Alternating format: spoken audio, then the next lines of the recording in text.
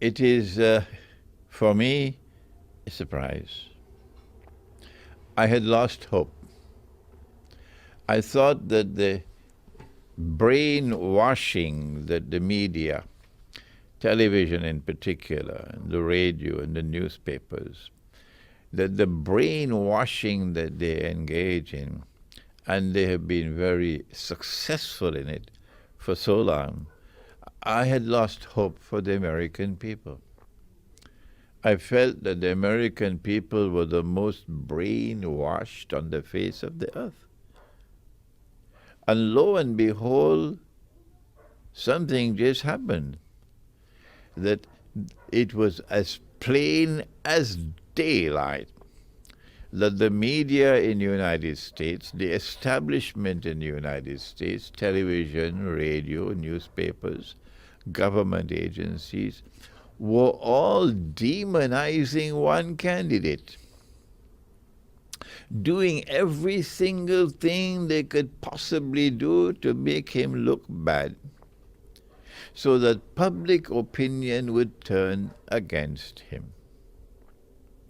And the other candidate, who I consider to be the candidate of war, because those who control power in the United States, in Britain, France, in Germany, in NATO, are, in my opinion, lusting for war with Russia and China, because Russia and China are not prepared to bend their knees in submission.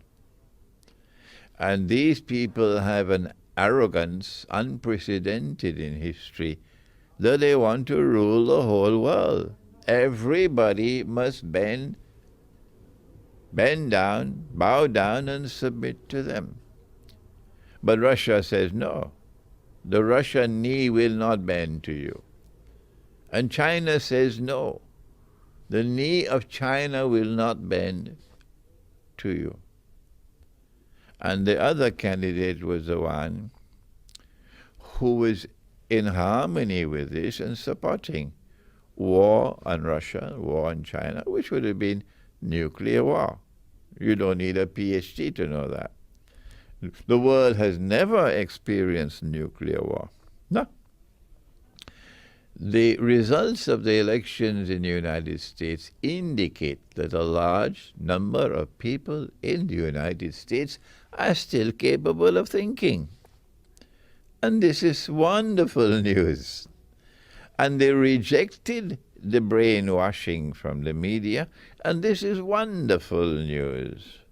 And we now have a result of the elections in the United States of America, which, first of all, most important of all, has now delayed nuclear war. We don't know for how long this window of sunlight will remain open. We don't know whether they will do to Trump what they did to John Kennedy. We don't know. That they would do to Trump what they did to so many others whose, the aeroplane falls out of the sky. And that's the end of that story. We don't know whether Trump will suffer the fate of Hugo Chavez. But while this window of sunlight remains, there is hope now that Britain will also refuse to submit to brainwashing. And so too France and Germany and Belgium. And so there must be panic now. Panic in the hearts of those who are oppressors. And I am, of course, pleased with that kind of result. And at this time, when we have this window of sunlight, all those who are resisting oppression should also resist the demonization of Islam. I speak as an Islamic scholar. I have been in the field I'm now almost 75 years of age, And I have been blessed with a profile which is now fairly well recognized around the world, largely through the internet. And I speak for Islam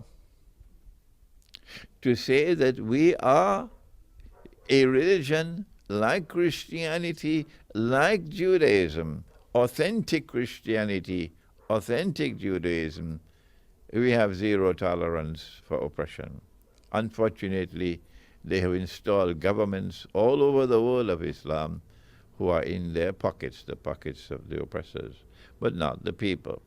And so my response to the election in the United States is that we now have a little time.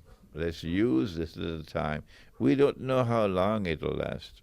Let's use this little time to reach out to each other and come together in one community of people across the borders of religions, even those who don't have a religious faith, but who are in opposition to the oppressor. Let us come together in friendship and in alliance against a common enemy.